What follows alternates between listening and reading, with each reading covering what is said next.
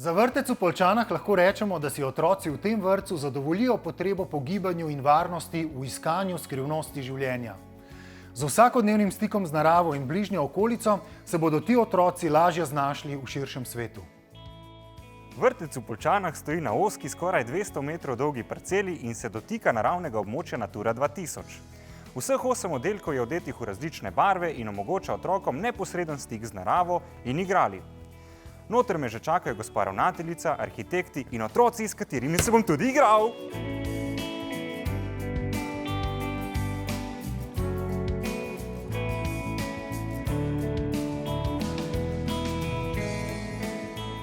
Gospod Miha, stavba je izrazito podolgovata. Čemu?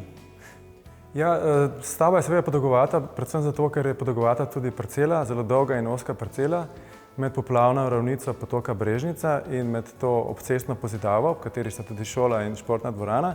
In naš cilj je bil, kako povezati ta krajinski del okolice in ta urbani del. In v bistvu izraz te stavbe je dejansko, rezultat je, da ima ta stavba dva obraza. Urbanega in krajinskega. In na cestni strani se povezuje z obcestno pozidavo, medtem ko na strani potoka se povezuje z pokrajino. Streha je zelo nagubana oziroma lomljena. Ima neko dodatno funkcijo ali samo da razbije to dolgočasnost? Streha je nagubana z namenom, to je pač en oblikovalski element, ki se povezuje z okoliškimi grčevnatim svetom. To je nekako, mi jo imenujemo krajinska streha, krajinsko oblikovana streha. Seveda pomaga pa ta oblikovanost tudi k temu, kako oblikovati 100 metrov dolgo streho. Gospod Matic, kljub lesenemu stropu imate zelo dolge nadstreške. Brez nekih podpornikov, kako ste dosegli statiko?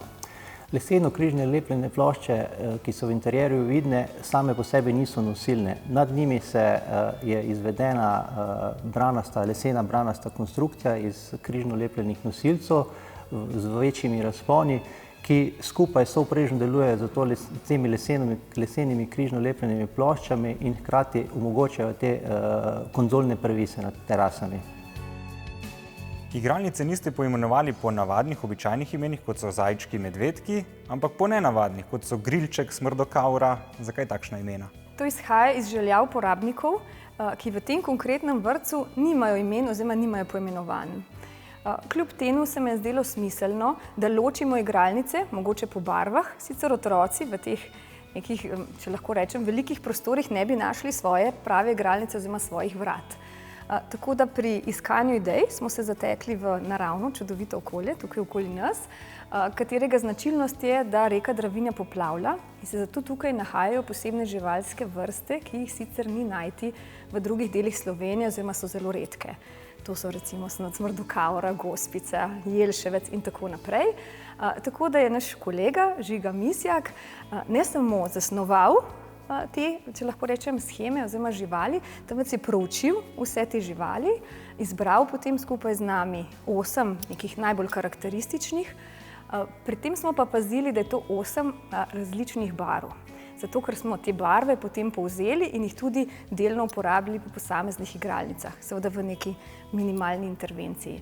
Tako da otroci sicer se ne identificirajo oziroma ne kličejo drug drugega smrdokavra, se pa hkrati izobražujejo oziroma se zavedajo pomena teh živalskih vrst, lokalnega okolja in pa specifičnosti. Tako da upam trditi, da ko bodo odrasli v odgovorne ljudi, v nekoga, ki bo znal spoštovati lokalno naravo, pa če lahko omenim, da je tukaj praktično 10 metrov stran območje Nature 2000. Prostor pred igralnicami smo želeli narediti zanimiv. Z temi visokimi okni hkrati delamo interakcijo med zunanjim in notranjim prostorom. Skozi velike steklene odprtine spuščamo v notranjost kontrolirano svetlobo, ki pa skozi dan v interjerju ustvarja zanimive svetlobne učinke.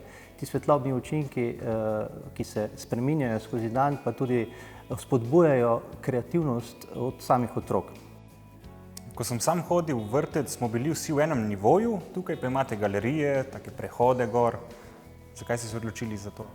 Želeli smo, da predvsem v igralnicah starejših otrok vzpostavimo predvsem ta element višine, zato smo uvedli v igralnicah galerije, dostopne po stopničkah, kjer v bistvu otroci izkusijo izkušnjo hoje po stopnicah, izkušnja višine, odnos zgoraj spodaj.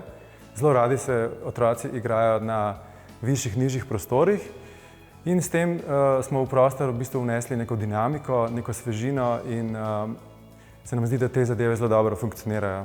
Hkrati tudi izobražuje mladega človeka. Absolutno. Tudi motorično mu zelo pomagajo, ker nekateri otroci v mestih sploh ne znajo hoditi po bregu. Čim so tla strma, se jim zdi nenavadno, medtem ko ti otroci z teh problemov zagotovo ne bodo imeli.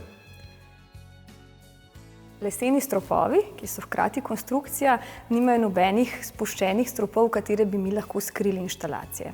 Tako da za namen razpeljave teh velikih, skoraj meter krat meter velikih kanalov za prezračevanje smo uporabili dvojni zid, to je tukaj le za nami. In nam kot arhitektom se je delo škoda ne izkoristiti velike globine, glede na to, da so zadaj tudi podesti in smo čez to speljali te tunele za otroke. In moram reči, da v tem vrtcu si vsi želijo biti astronavti.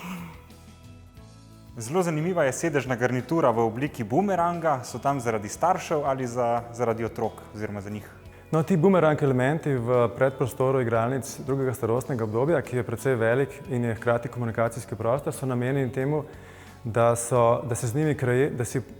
z njimi otroci sami kreirajo prostor, neke podprostore, v katerih se igrajo.